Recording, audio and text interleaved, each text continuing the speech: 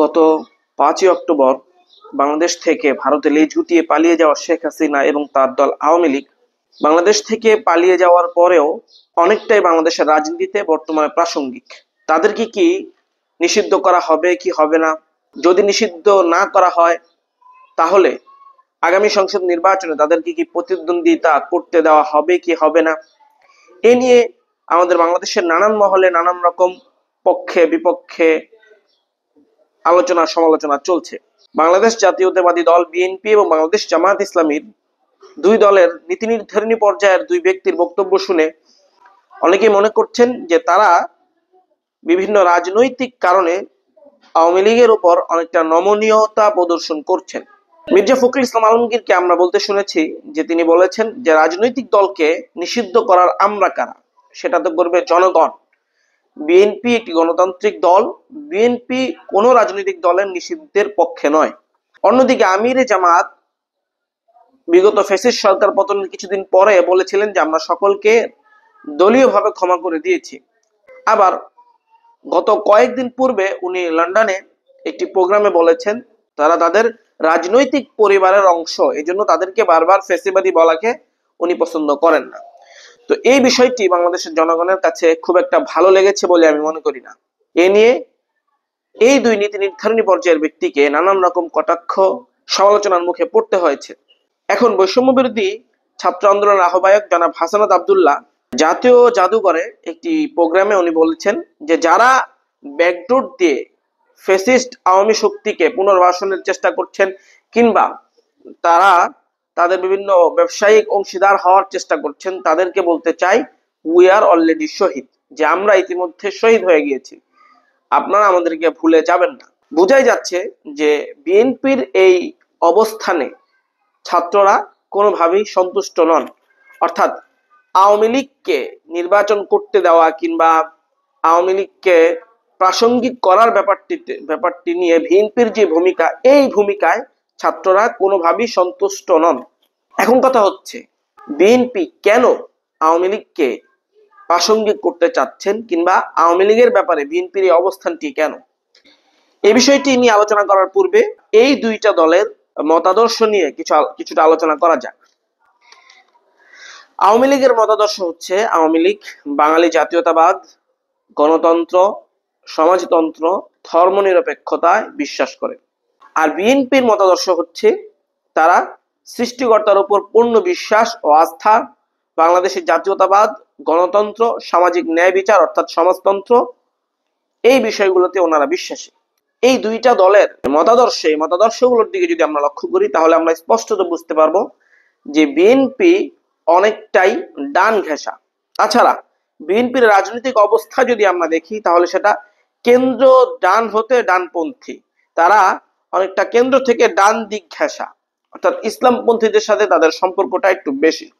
আর আওয়ামী লীগের যেই রাজনৈতিক অবস্থা সেটা হচ্ছে কেন্দ্র থেকে কেন্দ্র বামপন্থী, অর্থাৎ বামপন্থীদের সাথে আওয়ামী লীগের সখ্যতা এবং সম্পর্ক একটু বেশি।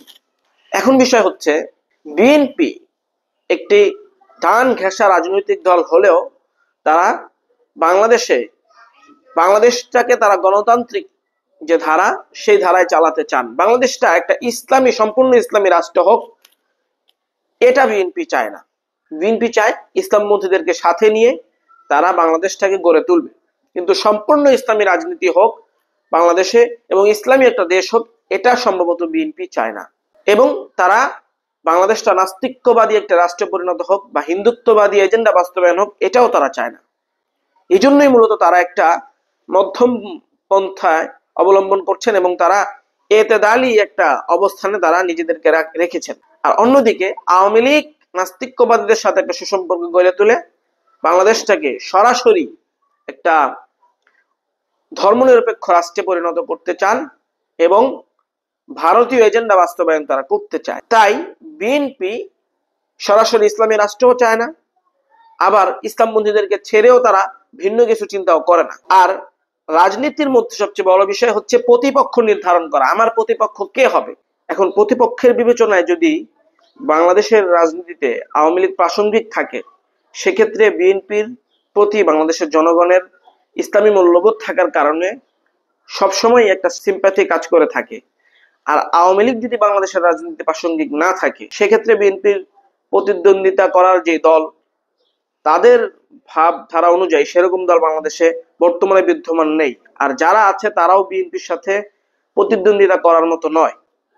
সেক্ষেত্রে অনিবার্যভাবে বিএনপির প্রতিদ্বন্দ্বী হিসেবে যে দলটি সামনে চলে আসে সেটি হচ্ছে বাংলাদেশ জামায়াত ইসলামী। আমরা অনেকে লক্ষ্য করেছি যে সরকার পতনের পরে বাংলাদেশ জামায়াত ইসলামীর সাথে বিএনপির একটা দ্বিমুখী অবস্থান হয়েছিল।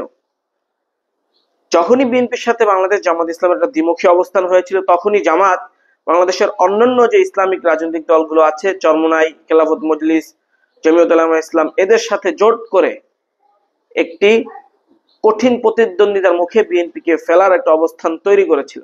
এই বিষয়টি কোনোভাবেই বাংলাদেশের বর্তমান পরিস্থিতিতে বিএনপির জন্য শোভনীয় নয়।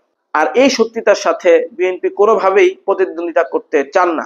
এজন্যই মূলত তারা বাংলাদেশের তাদের প্রতিদ্বন্দ্বী নির্ধারণের যে ব্যাপারটি, সেই ব্যাপারটির দিকে লক্ষ্য করে আওয়ামী লীগকে বাংলাদেশের রাজনীতিতে প্রাসঙ্গিক করতে চাচ্ছেন। কিন্তু এইখানটিতে বাংলাদেশের ছাত্র জনতা তথা বৈষম্যবিরোধী ছাত্র আন্দোলনের ঘোর আপত্তি রয়েছে। তারা মনে করছে বাংলাদেশের রাজনীতিতে বিএনপি জামাতের সাথে জোট করবে বা জোট ছাড়া নির্বাচন করবে, এগুলো নিয়ে তাদের কোনো মাথা ব্যথা নেই। কিন্তু এই গণতন্ত্র এবং গণহত্যাকারী যে রাজনৈতিক দল আওয়ামী লীগ, এই আওয়ামী লীগ যেন কখনো বাংলাদেশের রাজনীতিতে প্রাসঙ্গিক না হতে পারে, এই জন্য তারা সর্বোচ্চ তৎপরতার মধ্য দিয়ে রয়েছেন। প্রথমে তারা আওয়ামী লীগকে সরাসরি নিষিদ্ধ করার যে বন্দোবস্ত, সেই বন্দোবস্ত করার পিছনে আত্মনিয়োগ করেছিলেন। এরপরে যখন দেখলেন যে এটা বর্তমান বাংলাদেশের পরিস্থিতিতে অনেকটাই দুঃসাধ্য কিংবা কঠিন, তখন তারা তো ভিন্ন পথে হাঁটার পরিকল্পনা করছেন, যে নিষিদ্ধ যদিও না করা হোক, কিন্তু যেহেতু আওয়ামী লীগ 3টি নির্বাচন পর পর ধ্বংস করেছে, গণতন্ত্র হত্যা করেছে, গণহত্যা করেছে, এই জন্য তাদেরকে কমাস কম 3টি নির্বাচনে প্রতিদ্বন্দ্বিতা করতে দেওয়ার সুযোগ যেন না দেওয়া হয়। এখন এই বিষয়টি নিয়ে যদি ছাত্র জনতার সাথে বিএনপির একটা বাদানুবাদ তৈরি হয়, তাহলে কে কতটুকু সফল হবে সেটা তো সময় সাপেক্ষ। কিন্তু সবচেয়ে বেশি সফলতার মুখ যে আওয়ামী লীগই দেখবে, সেটা নিঃসন্দেহে বলে দেওয়া যেতেই পারে।